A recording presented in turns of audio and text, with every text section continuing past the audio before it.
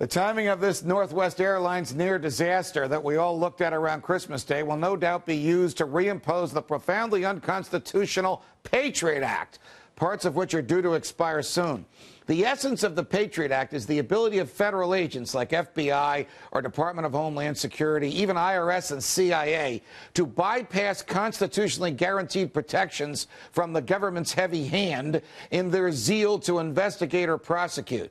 The Patriot Act has not resulted in a single successful prosecution for crimes of terrorism, and 5 different federal judges have found different parts of it to be unconstitutional. It has not made us safer.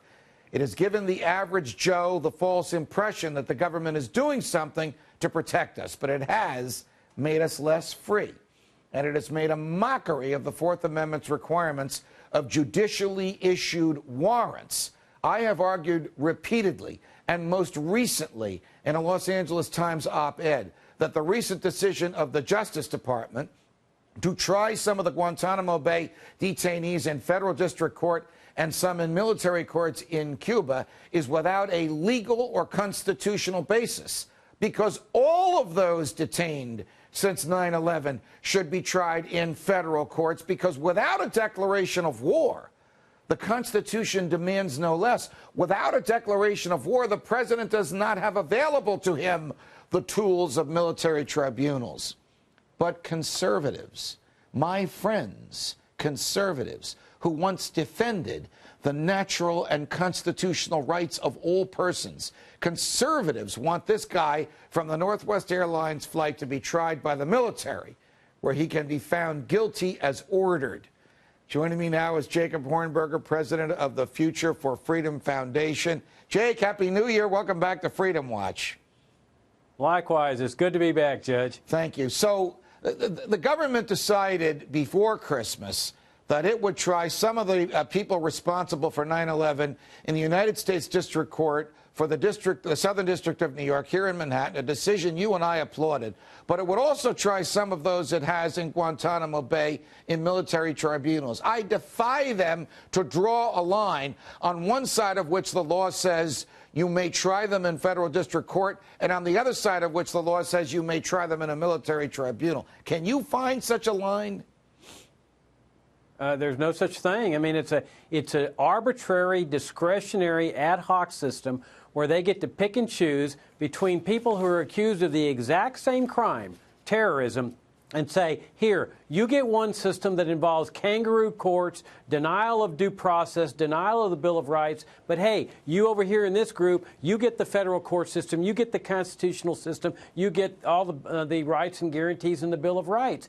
It's a totally arbitrary ad hoc system. It's totally inconsistent with American tradition. Jake, I came of age, of political age, and I'll have to reveal my biological age, but I came of political age when Barry Goldwater was campaigning for president.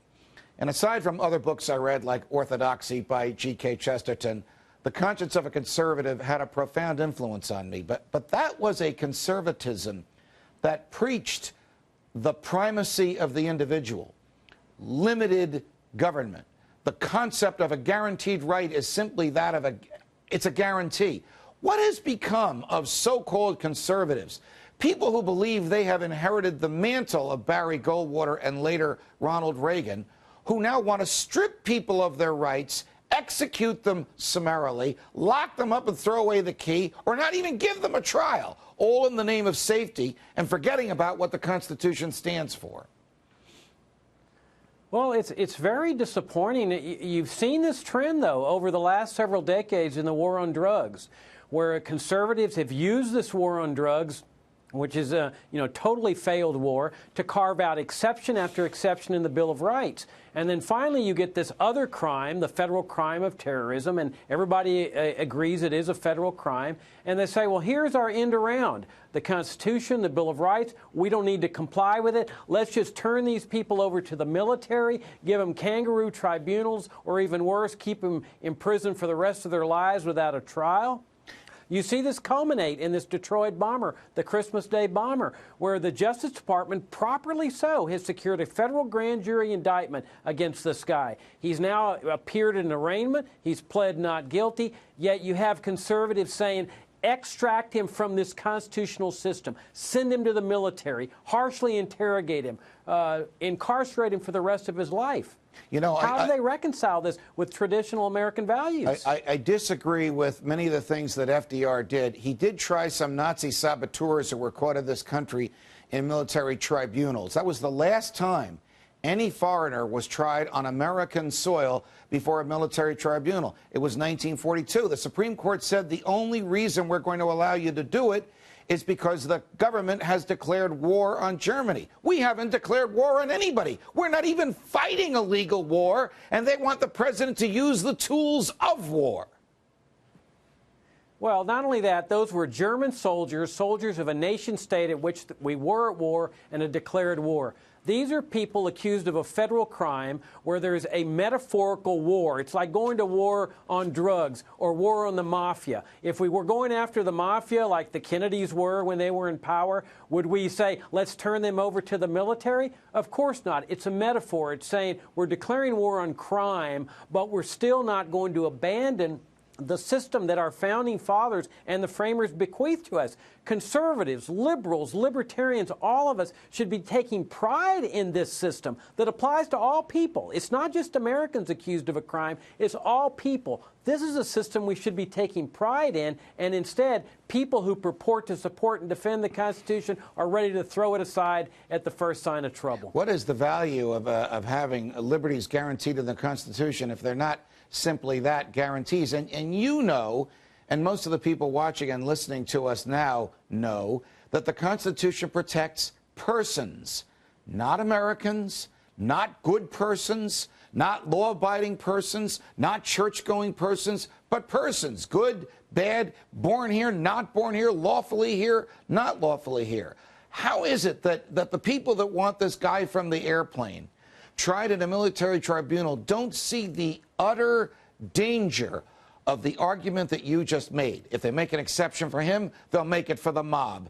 If they make an exception for the mob, they'll make it for drug dealers. If they make an exception for drug dealers, well, maybe they'll make an exception for people that work for Fox News. Jacob Hornberger, what do you say?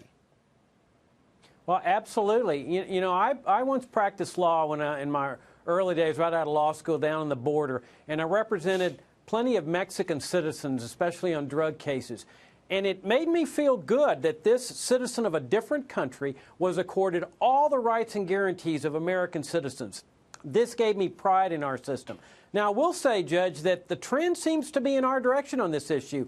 Just yesterday in the Detroit Free Press, there was an op-ed by two former U.S. attorneys that said, look, we stand for the Constitution. We swore to uphold and defend it. These are traditional American values.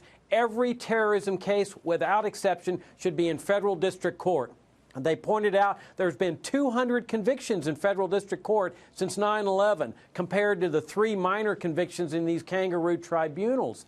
They are also signatories to a declaration by more than 120 former federal officials, government officials, prominent people, lawyers that are saying these cases belong in federal court. That's what America's all about. And that's a very positive sign for us. Great summary of this argument. Thanks for joining us, Jake.